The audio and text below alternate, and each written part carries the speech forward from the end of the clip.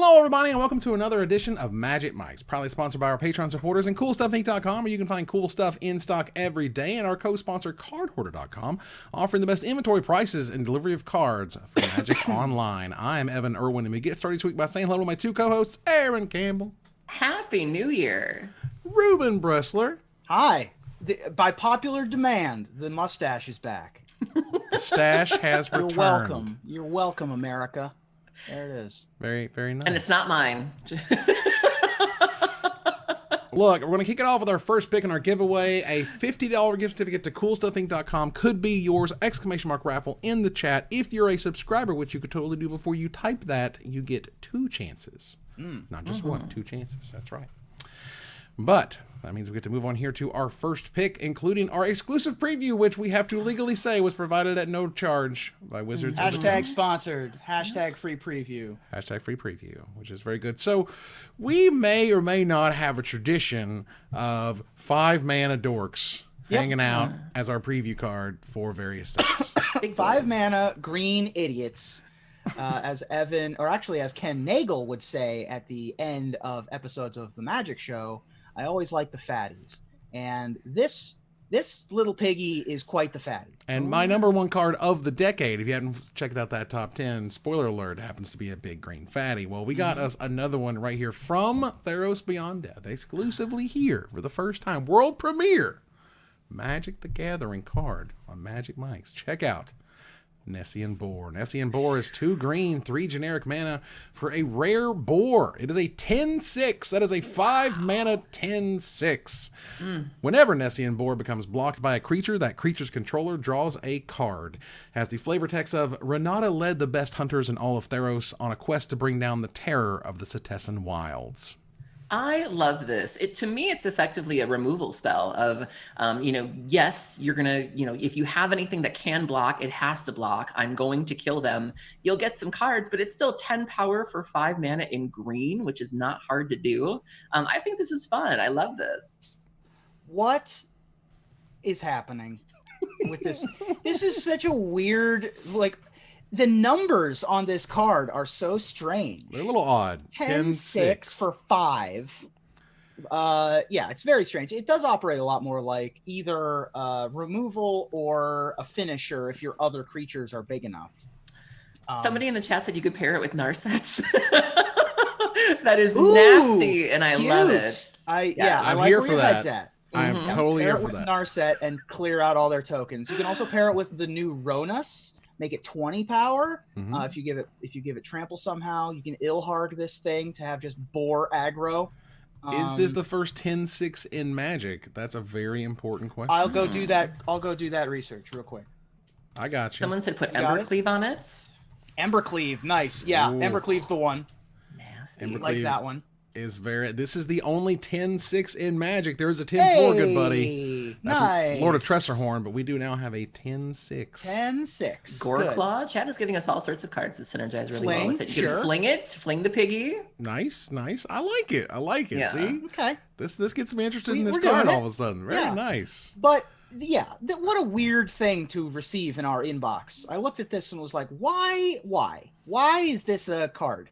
And now chat has told us why it's a card. I'm excited. They put the Aramanthian, I believe is the way you say that, the Aramanthian boar into Magic, which is what that is. In Greek mythology, the Aramanthian boar is a monstrous wild boar remembered in connection with the 12 labors, in which Hercules, the enemy of Hera, visited in turn all the other sites of the goddess throughout the world to conquer every conceivable monster of nature and rededicate the primordial world to its new master, his Olympian father Zeus. That's right. If you watch the Disney Hercules, the boar has a moment where he opens the mouth and then it's emblemized on the side of a vase. Yeah. Nice. Disney. And we're on Mythic Spoiler too. Perfect. Good job. Mythic spoiler, you got and there. I put it up on the Twitter and I put it up on the Facebook with the mood feeling bored. Because because it's a bore. Because it's a Yeah. bore. And it's on Reddit and all that stuff too. Awesome. Yeah, so thank you, Wizards, again for the awesome 10-6, the first 10-6 ever. Another Thank you. 5-mana green dork to smash into the red zone, as I love it. And I was also noting in the pre-show, I do think there's a political aspect of this in Commander where you can kind of work out, hey, you're going to lose your 3 creatures, but I'll let you draw 3 cards. Right. It seems good. That's a thing you can do, which I like that as well. All right, so we're going to move here to Gather the Townsfolk. It is time for the 2019 Magic Micsies. We just came in from the red carpet, y'all. It's crazy out there. The fans were absolutely insane. We are broadcasting live to the world, so you guys can see these here tonight. We're going to go through our categories. See, Aaron, we have a red carpet. It's not a black and green carpet or whatever garbage you would have. It's that needs to be cleaned up. I'm gonna leave It's that a one red alone. zone carpet. There you go. Well, we're going to have our list of nominees. We're going to have our winners. We're going to get started with our first category of the night. That's always a fun one. Dumbest WotC move. So many. We did it. The Magic Micsies nominees for the dumbest WotC move are War of the Spark, Mythic Edition eBay Fiasco. Yep. It's a good one. That was a hot mess that took a minute for to a fix. for a little while, that was a good one. Yeah. It was super, super hot. MPL Confusion, where, how would you describe that What's exactly? an NPL? What's Exactly. an MPL? Good question. Do we And still... also 4 people tuning in every week. Yes, to their MPL thingamabobs, which no one understood what was going on. The slow decline of GP popularity, which is, I feel, very much intentional. Yeah, and is still sad. It's like still clinging to life as an issue that we bring up. That one's got some longevity. Throne of Eldraine's $450 deluxe edition. Which Yeah, sold did out, that- apparently. Which Yeah, did did sell that out. have any like repercussions or It sold. And Alright, whatever. Wizards has yet to find the upper limit, I think, of what a whale will purchase. sure? That has So Magic the not a Gathering dumb slap. move as it seems yet. Not quite dumbest on that front. However, the last nominee here is the Chandra Nissa Milkshake turn. Yeah. Decidedly milkshake. That's Yes. how that went. The Forsaken novel retconning more canonical history than the Rise of Skywalker. All right, so Ruben, tell us, who is the winner of the Magic Micsie for the dumbest WotC move? It was a split decision, but in the end, the Magic Micsie goes to the MPL Confusion as the dumbest WotC move of 2019. It was just such the gap between what was expected and what we got was so vast. I felt like it had to be the Magic Premier League Confusion. Yeah, you and I agreed on this one, Ruben. This was such a flop because one of the things that Magic does well is competitive play, is organized play. We've talked about other games like Hearthstone and that being a weakness of Hearthstone. That Hearthstone's a great game, but they do suffer when it comes to events and launching events. And so that is something that Magic had always done a good job of. And then you had this weird system where no one really knew what it took to get on there. Nobody cared. You would look at the engagement on social media where Wizards would try to tell you that these events were going live and no one was liking the tweets, no one was sharing the tweets, nobody cared. There were no stakes there really. The personalities really weren't worth rooting for in some cases. They didn't really let you in. Yeah. It was just a flop and it was just so difficult to watch. Not to mention the odd invite change in the middle of the season. There was lots of consternation over Savich primarily. The viewership numbers and how they got those numbers was a hot button issue for a little while there. There were so many facets to the MPL shenaniganry that occurred, histrionics thereof, that I felt like it had to be. I think Jerry peeling back the curtain a little bit, which we might talk about later, and just kind of revealing how ramshackle it all was, that they didn't really have much time to go over their contracts. And, they had some sort of stream training that didn't really go anywhere. And, they didn't have any more information than the rest of us and how it was just not ready. I think the one that kind of surprises me the most, that kind of sort of came out of left field, is that I understand why you would name your divisions Sapphire and Pearl and whatever. But the thing is that Moxes aren't really a thing to new players. And those words are far more closely aligned to Pokemon these days. And than also they there's are 5 to Magic. Moxen. So Right. like, So what are we doing? You had to leave one out, right? So like, you don't want to do that. That doesn't really make any sense. Yeah. But the numbers so- wanted you to do 4. So Now, as we mentioned, this was a split decision, and of course, the way that we decide upon the awards is that the 3 of us choose what we think. And Evan, you had a slightly different opinion. I had the dumbest WotC move be the Chandra Nissa milkshake turn. I feel like while the MPL was this 1 year's worth of bad decisions, which I do believe there were bad decisions, the Chandra Nissa thing was a build-up. It was a storyline. It was an arc. It was characters we cared about. It was a very long-term emotional investment for them to just pull the rug out and just be like, lol, JK, decidedly not doing this and, you know, never doing this ever again. And they absolutely aren't gay and couldn't be gay in a million years. You know, go, go, go. Yeah. I don't want to say too much about this because it'll come up later for me at least. And we'll But I have get some there. thoughts on that too. All right, so we're going to move on here to our next Magic Micsie. And this, of course, if we're going to talk about the dumbest WotC move, we want to talk about the smartest WotC move. That's right. So, the nominees for the Magic Micsie for smartest WotC move, which I did not put up the right I was going to say, this image. is the wrong slide. This is the... Well, the dumbest WotC move Mhm. is the same as Evan's dumbest WotC dream move. Okay. Professional awards show. That's right. We are professionally awarding this right now. You see that? That's what's happening. There we go. We did it. And Hey, the there it is. smartest Wizards move nominees. Last year's winner was Magic Arena. Also noted last year's dumbest WotC move was the Silver Showcase. Right. Last year's WotC dumbest move was the Silver Showcase. What a cluster. That one was way worse, I think, than was the way NPL. worse. It was such I a agree. such a value spew. It was insane. But the smartest WotC move for 2019, the nominees are the War of the Spark preview season, dropping the hammer on cheaters and villains, MTG Netflix series with the Russo brothers, Command Zone at GP Vegas, and the MPL update, which happened later in the year. Ruben, would you let us know who was the winner for the smartest WotC move? It was a unanimous decision this time around. We thought that the smartest WotC move is the Command Zone at GP Vegas and the success of the Command Zone as events.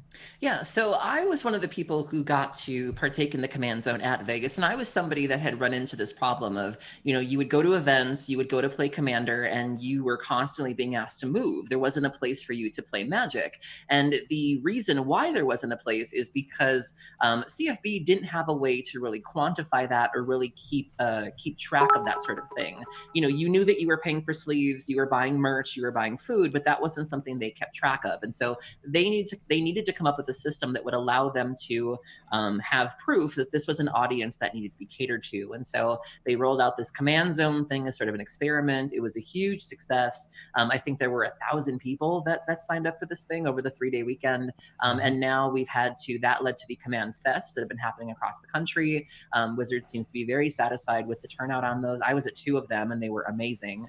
You can now go to the GPs and play Command Zones. And so you can go to a GP now and play Commander and have a dedicated space to play that is comfortable and spacious and you know, play with people with similar interests. It was a huge success. Yeah, the fact that the Command Zone turned into the Command Fests and the idea that you had multiple tournament organizers back at it. We didn't even have that for a while. They left Grand Prix. Grand Prix got insanely expensive. Their numbers have been going down pretty drastically in terms of the main event numbers.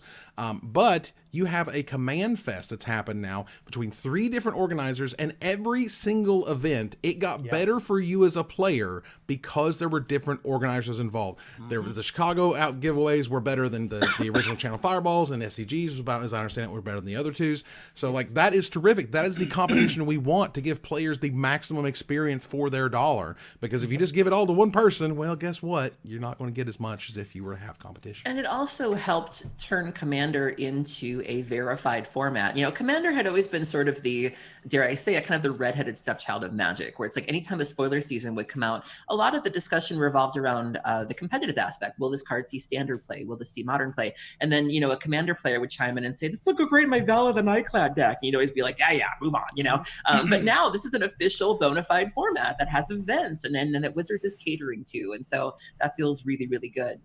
Yeah, again, there was some point during 2019, and probably early in 2019, someone said to Wizards, Commander is the way that we get players. It is a player acquisition tool, and those 3 magical words turned Commander into just something they make some, supplemental products about too. Like, we're going to have events for it. We're going to have part of an event for it. We're going to have special promos for it. We're going to have multiple Commander products next year. We're going to fly Sheldon up here to help design some. Like, we're going to go all in. 2020 should be very much the year of the Commander, as I expect it to be. And it's just good business. I mean, casual players spend money. Let's be honest. We've talked before about what would happen if we offered a GP that had better seating, better space. You weren't packed into some tight hall like you are with a GP. Your ass is to elbows and there's just nothing. A Commander player will pay money if it means they get comfortable seats and nice tables and a water cooler. And they will spend money to buy cards. Competitive players are borrowing cards. They're not buying cards. And so Commander players have a lot of money to spend, and so it was only natural that it was going to go down this way. Yeah, it was absolutely fantastic. All right, let's move here to our next Magic Micsie category. This would be hashtag of the year. Our the nominees include hashtag Thank You BDM. Brian David Marshall had his last year with the coverage outfit this year. Hashtag Mythic Invitational, as those things now exist. Hashtag Mythic THSCC Championship. Jesus. Right. Hashtag What's the MPL? And our final hashtag added shortly, not too long ago, was hashtag Decidedly Male. Right. As it should be. That said, we do have a unanimous winner. Ruben, who is the winner for hashtag of the year? Just as an excuse to be able to dote on one of our favorites of all time, I actually think that, this was our this is the most uplifting hashtag that I can think of, especially after last year's winner being Pay the Artists, and I believe the previous year's winner was Pay the Pros. Yeah. Jeez. So we finally have a positive hashtag, Thank You BDM. Yeah. BDM's absence is just something we never expected and was very sad. I will never forget when PV's mom tweeted at BDM and was like, you gave my son something to shoot for. He was like 12 when he met you or when he started playing. And that to me really demonstrated the reach that BDM has and the impact that he had on these players and how long he's been in the game. The fact that these guys grew up with him and that they looked up to him. And, the fact that he's known as this historian, he's not known as being, he played competitively, but a lot of these guys that are still here, you think of in terms of being in the Hall of Fame or having some sort of competitive pedigree, and he's dynamo casual player, and so I think that's really great, and we really need that history and everything he brings to the table. And he cooks, and he's just a delightful human being. And he created some of the first large Magic events ever, like literally ever. He created the first, I believe. It was like one of the first large gatherings for cash and prizes and of whatnot. Course, having that sort of historical provenance to be able to say this reminds me of a match in 1995 or whatever is important. And a lot of us old hats. This was a signal of a sea change. Also, when we switched over from the tabletop Pro Tours, we lost our Pro Tour historian, which was, and I think that a lot of the players who've been playing for, at this point, if you've been playing for longer than 3 years, you're probably an old school player. Jeez. And, we've been playing for 10. And BDM's been playing for 25. So, or is it even longer? It's 29 or something ridiculous. We recently, and even myself, because I know this because I was covering Time Spiral when it was out as pre-release. I have now been making content about Magic. From Time Spiral to now is longer than it was from Alpha to Time Spiral. Yeah. So longer than half the game's existence. Sure is sweet. For me, my first booster draft was with Weatherlight card. Not Weatherlight. Weatherlight. Okay. And they recently made a supplement to Old School that included Weatherlight cards. And I was like, man, I really am old. I was just telling you guys this. I got to spend New Year's with my friend Samantha, who taught me how to play Magic in the 7th grade. And we are still friends. And I remember when we were kids, we would pack into a van and we would go to a store called Video Gaming Center, VGC, in somewhere in Milwaukee. And we would pay like the one guy who could drive to like put a bunch of teenagers in there. And we used to think it was so cool that someone could buy a box because we were like 16, had no money. And the greatest feeling in the world is when you're an adult and you can buy a box. Like you can just stroll into a store and be like, I'll take one of those. It's just the greatest feeling in the world. my buddies, I used to hang out with a buddy back in the day, and you know his family was fairly well off, and he got to buy a box of Ice Age, and I was so jelly. I was like, dude, you're buying a whole box of cards? That's insane. Wow.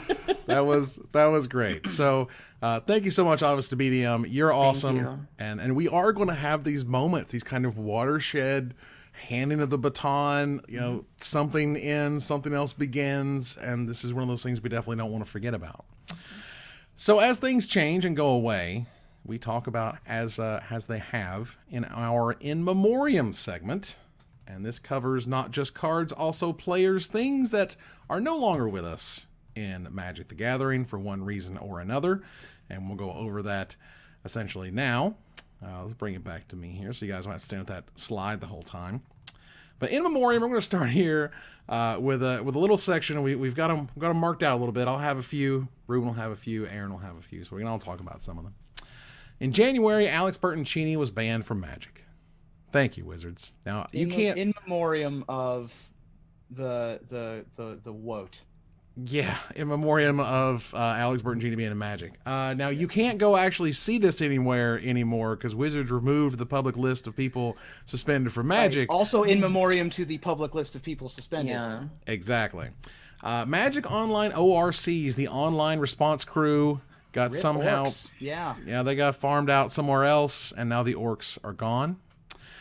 Brian David Marshall and Craig Gibson are no longer on the covers. And Craig Gibson was a freaking institution, y'all. Another huge institution. Since that was a rite of passage. Like if you qualified for a Pro Tour, you wanted that Pro Tour headshot to show that you were there, and he could make anybody look good, and he's just gone. Gosh, and he was great, and I always got to go to dinner with Craig when we were out at Pro Tours. It was fantastic. So obviously I hope he's doing well these days.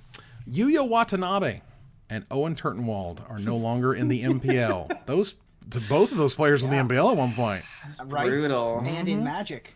Woo, banned and gone. And in the Hall of Fame, for that matter. Yeah. That's right. And my final in memoriam bid here is one Gideon. May he rest in peace, Aaron. Could you not? Whoop. Rip in Gids. How dare you? He Rip is in on Gids. rest in peace. How He is dare you. on rest in peace. He had a special rest in peace made for his spell book. I'm just saying. Ruben?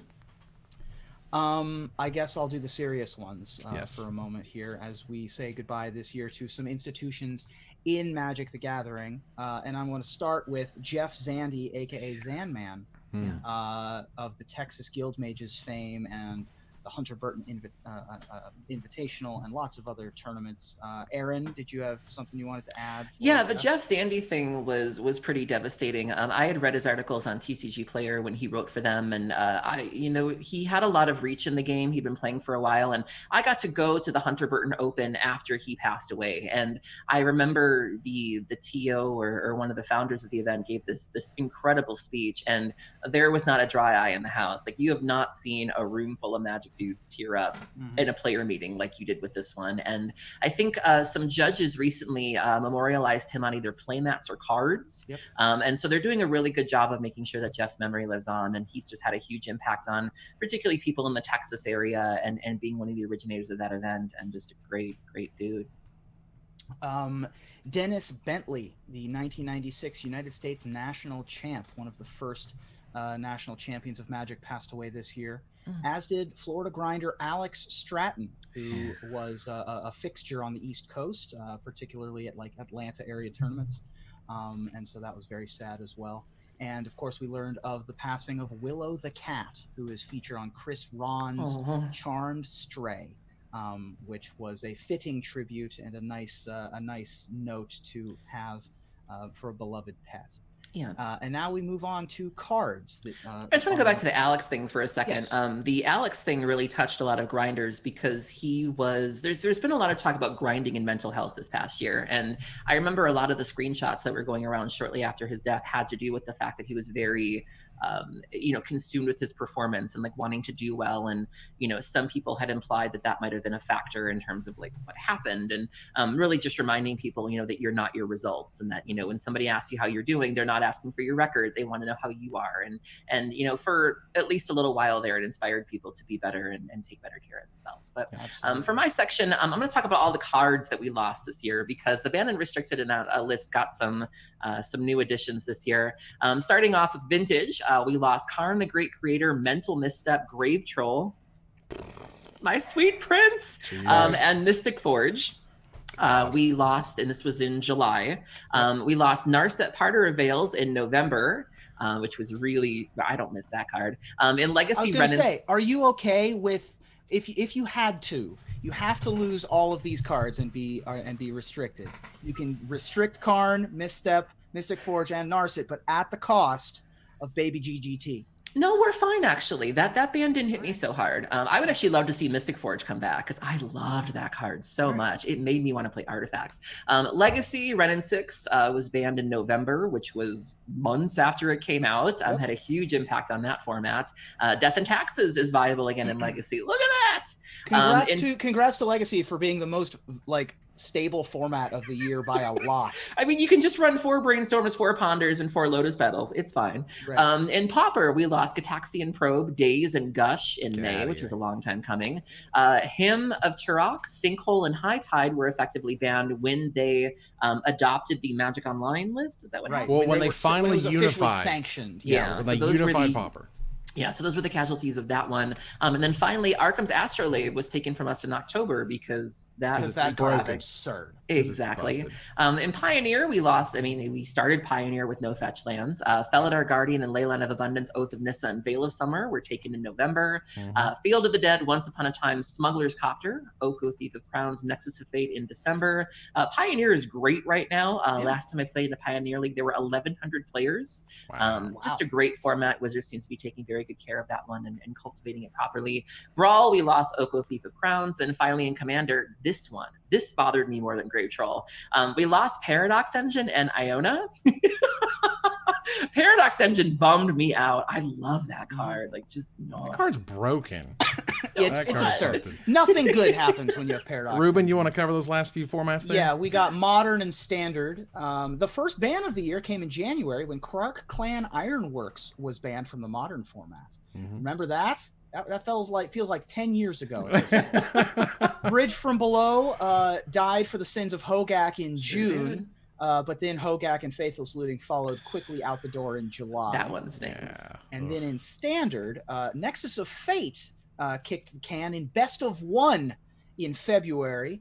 Field of the Dead said goodbye to Standard in October. Oko, Once Upon a Time, and Veil of Summer said goodbye to Standard in November. Goodness, made it 1 month out of release before we were banning things. Oh my gosh. So that is our In Memoriam segment. The things that we have lost that are no longer in the game of Magic the Gathering in one facet or another. It's time to move on to our next Magic Mixie, which is our most hated card. So many choices. There was a lot of hated cards this year. Yeah. A lot of hated cards. There were a lot of cards to hate this year. Last year's winner was Nexus of Fate. Yeah, it's tough to be more hated than Nexus of Fate. We had a split decision, but let's look at our nominees here. First, we have Experimental Frenzy, Teferi Time Raveler, Hogak Arisen Necropolis, Field of the Dead, Oko Thief of Crowns, and Veil of Summer. Ruben, what was our most hated card? The nominees list didn't even include things like Arkham's Astrolabe, and there was so much to hate. There was lots to be mad about. Poor Morrow dips his little toe in the water yesterday of like, I love Magic, and then just gets mobbed off Twitter. I would rather a year like this where you try and fail than be a coward and not even give it a shot. Yeah. But sometimes you crash and burn, and among the most hated cards, the one we felt was most hated in a split decision was Field of the Dead. This is a card that does nothing fair. Field of the Dead does nothing fair. Did you see that they're running this in Modern now? There's a new blue-green deck that has been played in Modern with, like, you do the Primeval Titan thing, you do the Oko thing, you play some Sakura Tribe Elders, and then you make a bunch of zombies. Like, it's dumb. It's just such free, crazy value. It's a card that, like, I understand they wanted Scapeshift to do something, because, again, Scapeshift, yet another card that is either broken or completely unplayable garbage. And so Field of the Dead just says, do you like playing lands? Do you need to play lands in your Magic the Gathering deck? Maybe you should play me and some other lands, kind of switched up a little bit. You're not really going to lose much, and then you're just going to get free value for the rest of the game ever. And oh, let's also print this little mini Primeval Titan guy in M20. That's going to go well. Okay, great. Yeah, I mean, there is no positive experience with Field of the Dead. It just doesn't feel good. It's not fun to play with or against. The play patterns are boring. It's not a fun card. Now, I disagreed with you guys a little bit. The card that I voted for, in my experience, that I felt people hated the most was Veil of Summer.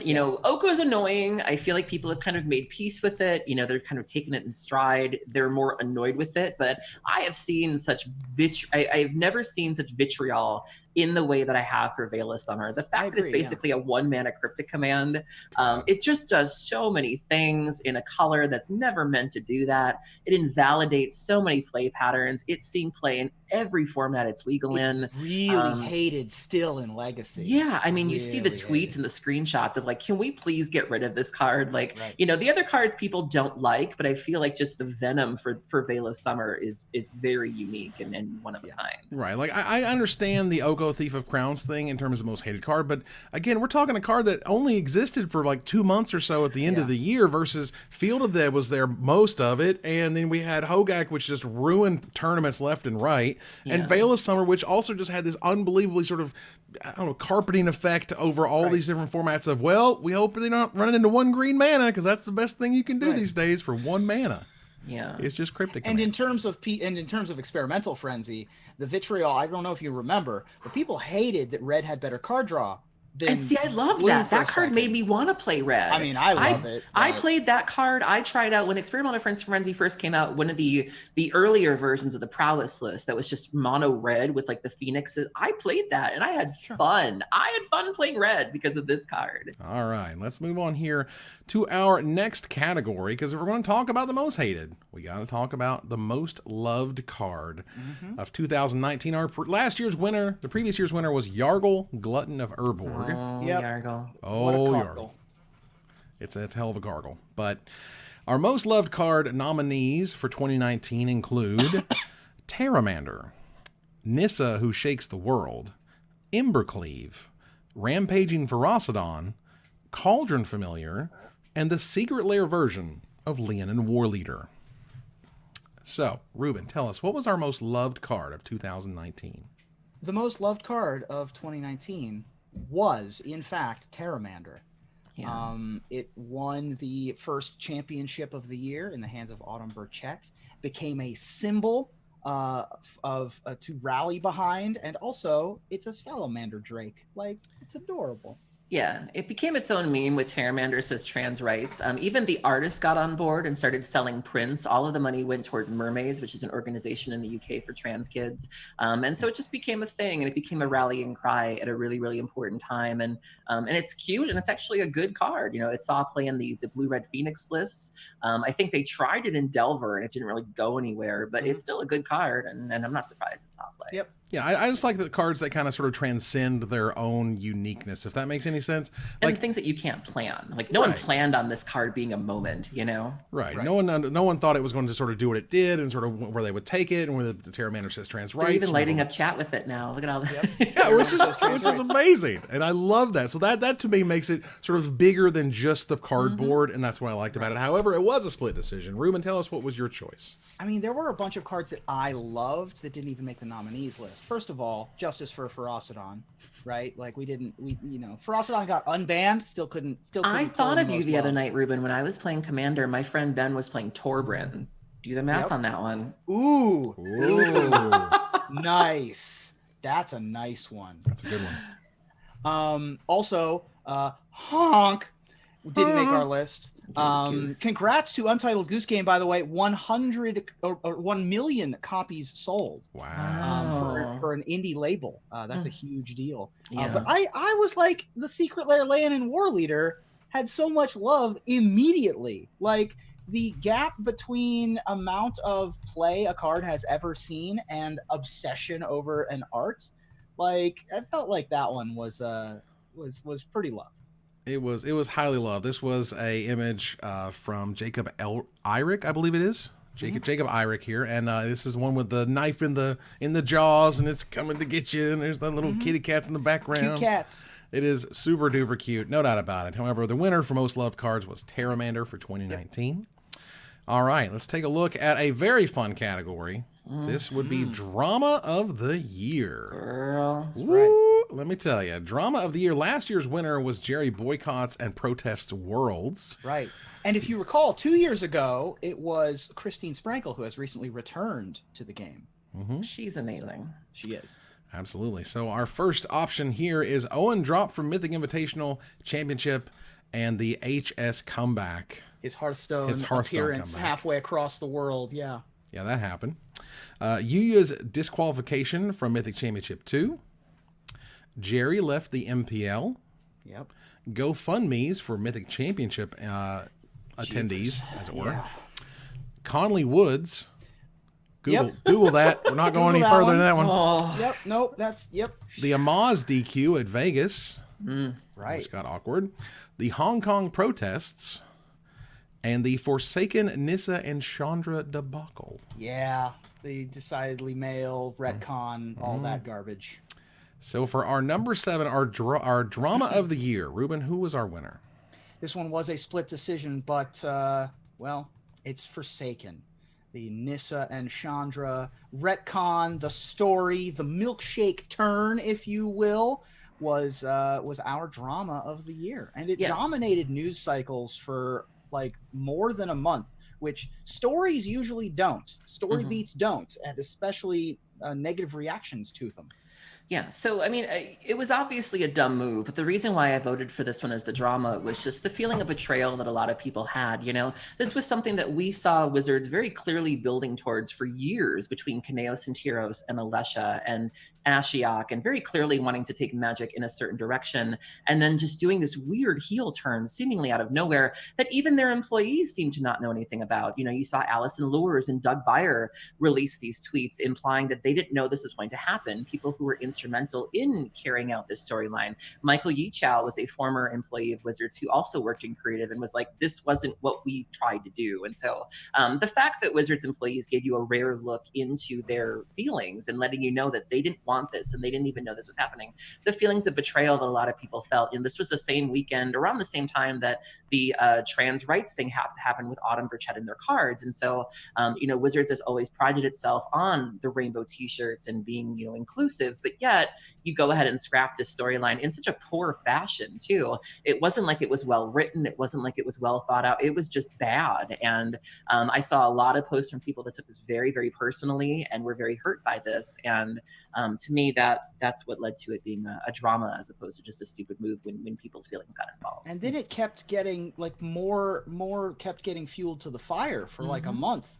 Like there was another shoe that dropped again and again and again of people's reactions and tweets from the inside and attempted conversations and attempted comments from WotC. And the author coming out and basically throwing Wizards under the bus and was like, you know, I was told to end it and, you know, this is what I wanted to do, and implying there was a bit of a committee in play that like made, you know, whatever got involved. It was just bad. Well, if you look at what they wrote, it sure looks like a committee got involved. It's gross. It's ham-fisted as I've ever seen anything be for something that they had been so careful about working towards and writing and explaining and just kind of inching them towards stuff and kind of the stuff that happened on Amonkhet. And it was like, oh, did they touch hands? You're like, that type of stuff that was what we got into for so long. And then the apology comes out and you can't even see it in certain countries, which was weird. And it wasn't even really an apology. It was like, you know, we screwed up. but no, there was no future plans of like, what are you going to do to fix this? We don't know. And it really hurt a lot of people's feelings. Right. And even to the point where Rosewater had a blog-a-talk where he was like, we really felt this early. Well, you know what? Maybe you really shouldn't have done that to start with. And then like, didn't kind of like, okay, tinfoil hat on. The Chinese market isn't all about a lesbian relationship, and suddenly the Chinese market doesn't get a notice about how you're sorry about how you handled that. Well, I'm just speaking of the Chinese saying. market, the Hong Kong protests being a big thing was obviously another option for drama of the year, and amongst world issues that affect Magic the Gathering, I think that one is clearly the biggest. Yeah. But my drama of the year was Owen Turtenwald. Yeah. Like, I mean, I feel like it doesn't get bigger than a consensus top 5 player getting shadow banned from Magic the Gathering. No statement whatsoever, like complete silence. It had been the talk of the pre-show for half of the year, and then he appears in Korea or whatever with his Hearthstone comeback. I felt like that was, and then of course we got a little bit of a blip in the radar with Reed's Hall of Fame acceptance speech with that. Yep, and later Reed I feel coming like back. that was insane drama. That just was I mean, it was crazy. Yeah, I feel like I don't think Reed came out worse in that situation, but I definitely think that he took a lot of heat because he was the only one you could really take it out on, quite honestly. Owen disappeared. There were no statements from Wizards, or I think he might have posted like an apology of sorts, maybe. Sort of, but didn't necessarily like attack, like literally, this right. is why I'm leaving. Up until this recently, is Reed what I'm had a for. pretty flawless reputation, and so Magic's golden boy, made a couple of missteps, and so I think the Reed he salvaged himself. He did, but I think that's why. I mean, let's be real. No one was really shocked by the Owen thing. Owen had always been sort of a heel, and so I think it was more impactful when somebody like Reed falls from grace as opposed to somebody like Owen. All right, let's move on here to our next category. This is Artwork of the Year. For the Magic Micsie Artwork of the Year, our nominees are The War of the Spark, Japanese Liliana by Yoshitaka Amano, Nicol Bolas Dragon God by Raymond Swanland, Commence the Endgame by Noah Bradley, Rest in Peace Signature Spellbook version by Jason Rainville, which is terrific, Lotus Field by John Avon, which set a record sales number, the Kenrith Family Portrait from Ryan Pancoast, which is amazing, and the Ponies the Gathering, or see what Magic is Friendship, Ponies the Gathering. Is Magic, There you go. Version of Magic that they released for fundraising purposes. Yep. So, Ruben, tell us, what was our winner for Artwork of the Year? Well, I mean, this was, I feel like, an easy pick. But it was Don't say such a unique thing. Don't. What am I doing? Well, go ahead and tell, what was last year's winner? Let's talk about last year's winner. Okay, so last year's winner, we picked Animatu the Fate Shifter from Commander 2018, but that was emblematic of Seb McKinnon's entire body of work. 2018 was Seb's year, for sure. Yes, Yeah. and this year, we didn't pick a wide swath, a whole magazine. Only one art ever by this artist in Magic the Gathering, because it's Yoshitaka Amano and the War of the Spark, Japanese Liliana. Yeah, that was it was a split decision, but that sort of the anime-esque artwork had never really been seen in Magic before. We had a whole host of them that were only printed in Japanese boosters, which was a thing, and you could get some of those in the US, and people loved opening those things. And we did some auctions on Cool Stuff Inc. where we actually opened a Japanese Liliana anime version at one point, which was amazing. And so people were super pumped about it. The foil version is still like $400 or $500. Like, it was quite the lottery card being included, and I think it's an amazing image. Yeah, you get the artist for Speed Racer in Magic the Gathering. You know you did something right. Yeah, the Japanese art just wasn't for me. It wasn't bad, but it wasn't my speed. I actually ended up voting for Commence the Endgame by Noah Bradley. This was just such a powerful piece. Almost kind of reminded me of a Renaissance painting in terms of just the things that he was able to pack in here, and using kind of distance. You have Bolas very clearly in the foreground. He appears to be ascending. You have Liliana demure. Liliana is sort of this outspoken, bold personality, and here she is physically small, beneath him, being in his thrall. wall. You have all of the Eternals surrounding him. You have the portal that appears to be, looking at a citadel or Amonkhet. I mean, there was just so much going on in this picture. This was an image that came out very early in the War of the Spark release, and so it made people want to know what was going on. And it was just a gorgeous piece. Yeah, what commenced plus the trailer was just such a moment for Liliana. It was really terrific. Mm-hmm. Yeah, absolutely fantastic. All right, so let's move on here to our next category, and this would be the coverage moment of the year. And I don't have a slide for that one because we added it later. And, right. We also don't have many coverage moments of this year, sadly, Wizards. There could have been more. Now, couldn't there have been? Last year's winner was Gary Campbell wins GP Birmingham. That was That was such a moment. So my good. Goodness. Remember Walk the Plains? Walk the Plains was great, Yeah. right? That's right. Not that anymore, unfortunately. Yeah. That said, coverage moment of the year nominees includes Hunter Cochran concedes the finals of a GP to catch a flight. That was so funny. That was the thing that happened. The Mythic Championship 1 finals, Autumn Burchett wins with a BDM interview and the rich speech thereafter, which was incredibly moving. Yeah. The Magic Creator Awards from MTG Strategist. Right. The War of the Spark unveil at PAX. Yeah. Matthias Leverato's Top Decks Nexus to beat Brad Nelson at Mythic Championship 3. That was a big moment. The 30 minutes of cooking before the Eldraine preview show. Yeah, that was interesting. That was brilliant. That was straight brilliant. Yeah. Wizards, kudos. And I'm sure those were delicious. And Li Shitian at MC5. Essentially, working for his Hong Kong brethren. Being and allowed to supporting. be himself and be vocal after the, debacle that Blizzard did. Absolutely. So, Ruben, who was our winner for coverage moment of the year? This one was the finals of the first Mythic Championship when Autumn Burchett won. The interview with BDM that was as much an interview with Autumn as Autumn speaking to BDM on behalf of the entire community. And then, of course, the fabulous speech that Rich Hagon gave afterwards to close out coverage. It was punch after punch after punch of emotion. Yeah. It was the perfect end to Mythic Championship 1. That Mythic Championship was amazing. Those games were incredible. Go ahead and watch those top 8s because that was next level Magic being played. I remember being in the chat there and Twitch always thinking they know what's going to happen and knows what's best. And, they were playing on such a different level that you couldn't even follow what was happening in the best way. You couldn't have predicted the plays that everybody was going to make. That was a stacked top 8. Autumn being the first non-male competitor to ever win a Pro Tour was making history. And I'll never forget Emma diving in from the background and nearly tackling Autumn off their chair and just, showering them with love. Autumn's co-host from their podcast was with them and another friend.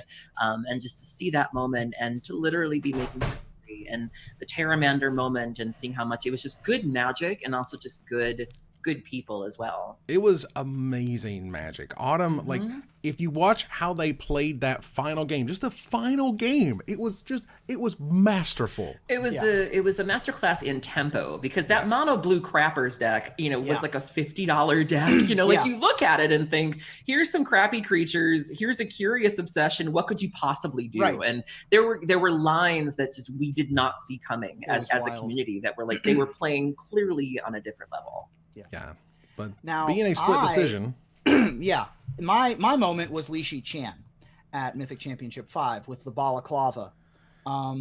Leading up to to MC5, there was a number of news stories about game companies avoiding actively the Hong Kong protests issues. And cracking down on them, too. And cracking down on them and removing prize money and kicking people out of leagues. And there was huge backlash for big companies like Blizzard when these reactions were happening. Wizards of the Coast, a subsidiary of Hasbro, still allowed not only Li Shi Chan to do what he wanted, which was wear the balaclava, but then specifically interviewed him at a point with Becca Scott, and Becca allowed Li Shi Chan to speak his mind and say that he is proud of his nation and he feels privileged to be able to play a game that allows him to be honest about his political and life situation. Yeah, people were wondering how this was going to go because Lee's always been political. You know, he has always been very open about what's happening and using his platform in the best way. And so nobody expected him to stay quiet. And so all eyes were on Wizards of how are you going to handle this? And it was very poetic and perfect that he also top aided that. You know, he could have done the balaclava thing and then went like 0-5. Like that would have been depressing. But, you know, the fact that this was happening and it went off so well and he did well as well, I was even rooting for him. And he was playing mono red. I don't root for mono red players. Right. You could not. There you go. All right. So let's move on here to our next category, which is the format of the year. Last year's winner was Pauper, as it should be. Pauper, little Pauper. Well, format of the year nominees for 2019 include Duo Standard at Midnight Invitational 1. Lol. Oathbreaker. Right. Modern via Modern Horizons helped boost that up this year. Pauper, once again, officially sanctioned, official now. Able to go back to back, possibly. I think it's the only nominee this year that could go back to back. It's true. Brawl. So we are currently in Brawladays. That's right. So you should Happy Brawladays, everybody. Do not only if you pay for it. Do not pay Wizards to play Brawl. Thank you. Old school 93-94. Yeah. The Pioneer format. Which was introduced, Which was introduced this past year. And the historic format from Magic the Gathering Arena, which we know is Aaron's favorite. Yeah. So clearly we're already in split decision territory, as Aaron's all in on the historic. You know it. Ruben, who won this year? It has to be Pioneer. It has to be. Which was introduced late-ish in the year to huge fanfare. Is one of the most popular formats going, possibly more popular than Modern right now. It's the new Modern, whereas Modern is the new Legacy. Right. It's huge. It's going like gangbusters. People love it. What did you say, Aaron? That 1,100 people were in the last league? I played in a league the other day and there were 1,100 people in it. I mean, it is a deck brewer's paradise. You know, every day I'm seeing lists on Twitter.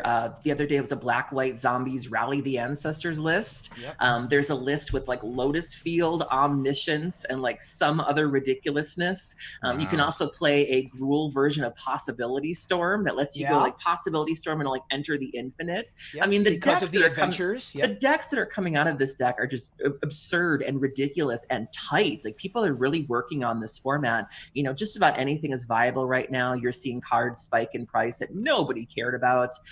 You know, people are really, really loving this format, and so that's a really great thing. It's just a huge hit. Yeah, this is, and in some ways, I do think it is, this is the turning of the page. I do think this is the official, like, we're not putting Legacy out to pasture, but it ain't really going to be on the main stage much anymore in that. Well, we saw that with SCG cutting Legacy support. Yeah. Exactly. So this is a definite turning point of, we have essentially the last 10 years of Magic design, which is what it's in Pioneer. And the last 10 years of Magic design, apart from some, bad things that we've already banned and gotten rid of, is pretty sweet. And there's a lot of really cool, interesting ideas there for you to work with. It did kind of come out of nowhere. You can have the tinfoil hats about people who bought cards before it was announced. But at the end of the day, this is huge. Cool Stuff Games gets to run these tournaments all over Florida. Everyone loves it. People are showing up for Pioneer. And that's really all it takes for a format to work. It's just people who show up. It's also just an interesting time of we're getting to witness the birth of a format. Like, who can remember being around for that? Like, I wasn't. I wasn't there when Legacy started. I wasn't there when Modern was extended. Like, it's exciting. It's exciting to watch a format grow, from its infancy into a viable competitive format. Like, it's neat to watch. All right, listen up, whippersnappers. Now, I was there, Grandpa. Back in the day, y'all. You had Type 1, okay? Type 1 was things, what y'all kids call vintage now. And then we had Type 2, which was standard. That's the cool, the Type 2 is what we used to play back in the day. Then you had Type 1.5. That's right. There. Then that got rid of all the crazy silliness, what you would describe as Legacy, because it had no Moxes, no Black Lotuses, whatever. But that was 1.5. So that's what we used to call it back in my day, as my walker, kind of squeaks its way on down the hallway. All right, terrific. But Pioneer, definitely, I think, the winner of the format of the year, and everyone is super excited about it. All right, so let's move on here to set of the year. We're starting to get in some biggies here. That's right. Our final two categories for set of the year. Now, last year's winner was Dominaria. And I did my best to not call it too early, okay? But I'm just going to call it. Dominaria is the best Magic the Gathering set ever made. And it's just not close. Whoa. Wow. Like it's like beyond alpha, it's the best Magic the Gathering set ever made. It is the best limited environment Wizards has ever made. It is the most balanced set they have made. The commons could beat the mythics. The mythics were impressive and exciting, but they weren't overpowering. Nothing had to get banned. All Nothing had 10 to- different all 10 different combinations of colors worked and had clear ways that they would work that were separate from other ways that you were using them. The Legends thing, a Legends in every pack, the historic thing, the fact that it connected with the old players. Dominaria is the best Magic set of all time, and I will die on that hill at this point. But we got to talk about set of the year for 2019, and here are your nominees. We have Ravnica Allegiance, we have War of the Spark, Modern Horizons, Core Set 2020, and Throne of Eldraine. And last for set of the year is the Secret Lair product, a series of special promos that you can only get directly from Wizards of the Coast. So, Ruben, who was the winner of set of the year? This was a close one for me, and it was a close one for us. This one was real 51% to 49% of my final choice. I don't know how it was for y'all. But the top two were, I felt, head and shoulders above everybody else. But in the end, Aaron and I both chose Modern Horizons. Yeah, I have to eat a lot of crow with this one because when Modern Horizons came out, I was one of the people that thought this was just a commander set. I was like, no one's going to pay 4 mana for Urza. These cards are never going to see play. This set is just casual land. It's just going to be garbage. And the impact of this set, we're still feeling. Force of Vigor essentially forcing workshops out of the format in Vintage. Renin Sexist.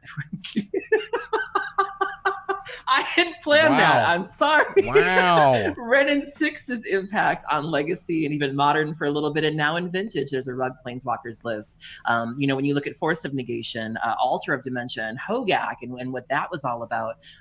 Echo of Eons even seeing some play in Belcher and Legacy. Urza's a tier 1 deck now. People are paying 4 whole mana for Urza in Modern and having a good time. Like, who would have thought that this set would just the Mother of Runes imposter that seeing play? It's just wild. Who would have thought? Your two co-hosts who were over here losing their minds as these cards kept getting spoiled. I can admit when I'm wrong. And you're just like, can't get it up. Don't know what's going on with this crappy set. Must be just total crap. Guess we're just going to play Morophons all day. That's what we do. When Urza was first spoiled, all three of us were like, this is like a weird commander. But no one's going to pay 4 mana for not Modern. That's and crazy. then I saw Matt Nass tweet that it was like kind of a Correct Clan Ironworks, and I was like, all right. I mean, if Matt Nass, the Correct Clan Ironworks, I guess maybe. Yeah. And now if you're not playing Urza, like, what are you even doing? Astrolabe ruining Pauper? I mean... Wow. This is my new favorite statistic. Thank you, Mr. Labufu. 47% of Modern Horizon cards have seen play in a Modern 5-0. The Coatl, the green-blue Deathbird thing. That's Ice Fang. Yeah, Miracles. It's seen play in Legacy now, in Modern now.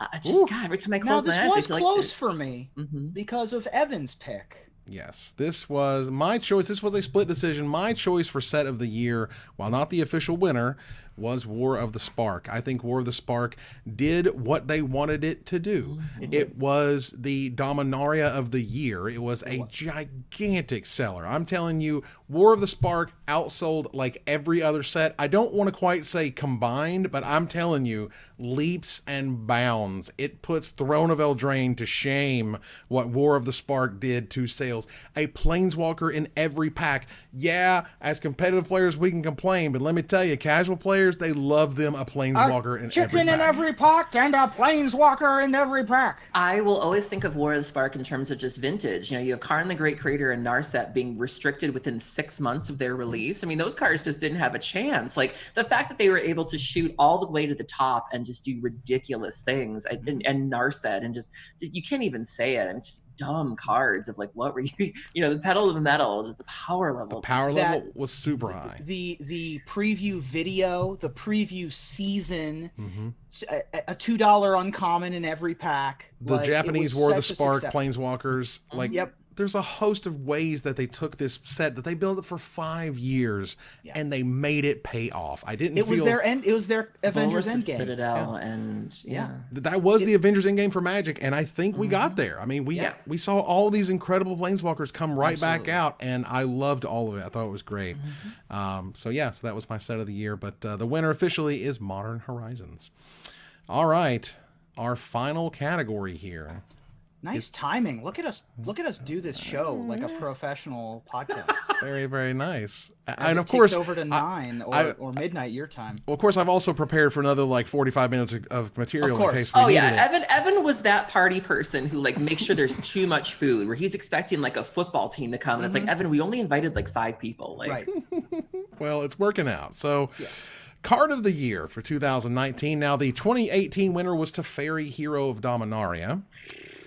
And this year's nominees for Card of the Year include Terramander, Teferi, Time Raveler, Hogak, Arisen Necropolis, Arkham's Astrolabe, Oko, Thief of Crowns, and Field of the Dead. Ruben, who was the winner of our Card of the Year? It's kind of tough to argue, even though I did argue, it's kind of tough to argue.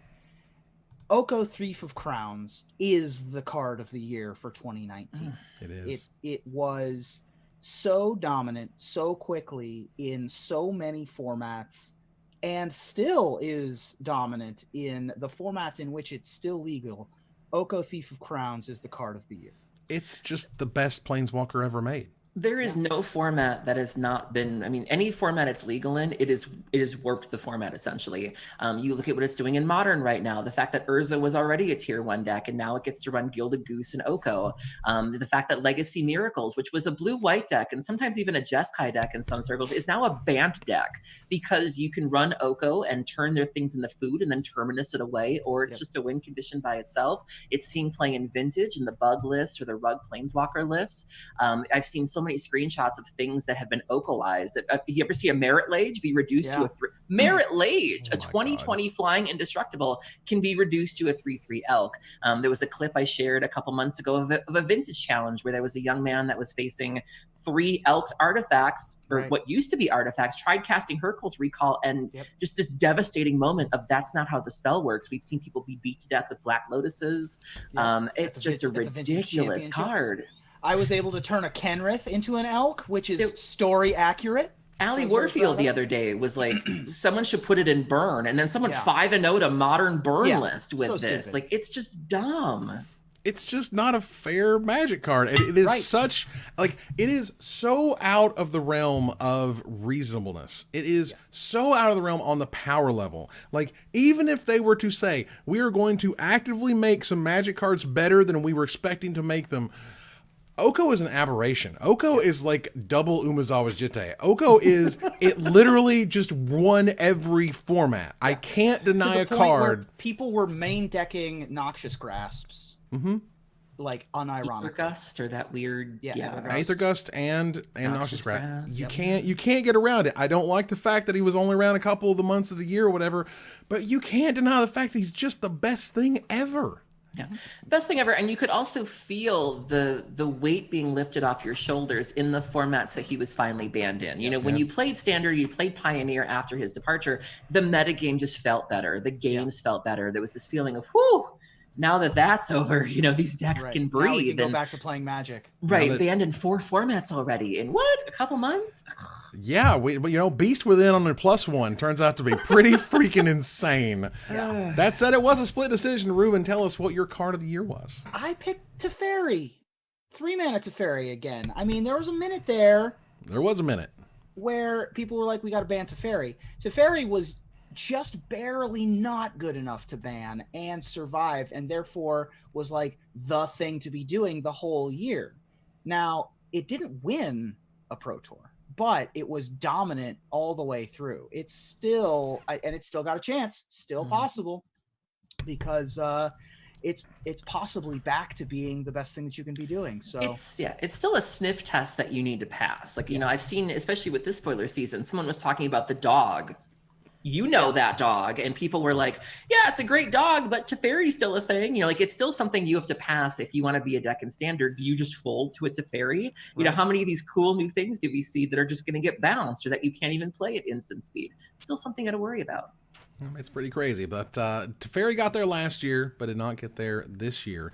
Do note that Magic 2021 is going to be all about Teferi because we just didn't get enough Teferi in our lives, y'all. No one's playing that card. Nobody's playing cards with Teferi. I will say Teferi has given us one nice thing. Carl Weathers as Teferi is just a blessing. Yeah, I mean, I want more of that. That was awesome. That was pretty sweet. That said, all right, so we're going to do our giveaways first. As we have here our $50 gift certificate. Did we take up the whole show with that? We did. Yeah. In fact, we timed it. You could argue almost perfectly. With that. We didn't ravel the time, did we? No. Just. Evan Irwin time ravel. Well, that ends another live episode of Magic Mike's. Thanks for joining us here to discuss all things Magic and the 2019 Micsies. Thank you, Aaron. Thank you for having me, and thank you to the amazing crowd tonight. You all are great. You guys are great. Thank you, Ruben. Thank you. We're going to move here to our final slide. Oh my God, I forgot to set it up. Oh no, you forgot to set up the final slide? I forgot to set it. It was screwed up when I first got here. No. You know, what a mess up. What a professional podcast. What a professional. I can't. We promise we'll be better in 2021. We did it. I got there. It's our final slide. God bless all y'all. I want to thank our sponsor, CoolStuffInc.com, our co-sponsor, CardHoarder.com, my co-hosts, Aaron Camel and Ruben Bressler, you guys for watching or listening, and hope you support us at patreon.com/magicmics. Patreon.com/magicmics. Please. I can't. Please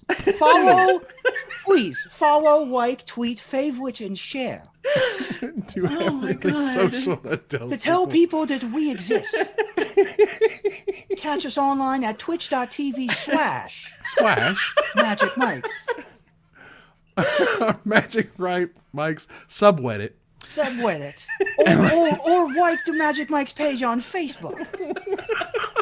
Subscribe to us at magicmikes.wibsyn.com. Or talk to us privately. Or Spotify. Or on Apple Podcasts. And tune in next time, same place, for another live episode of Magic Mike's. Good night, everybody. This is 2020.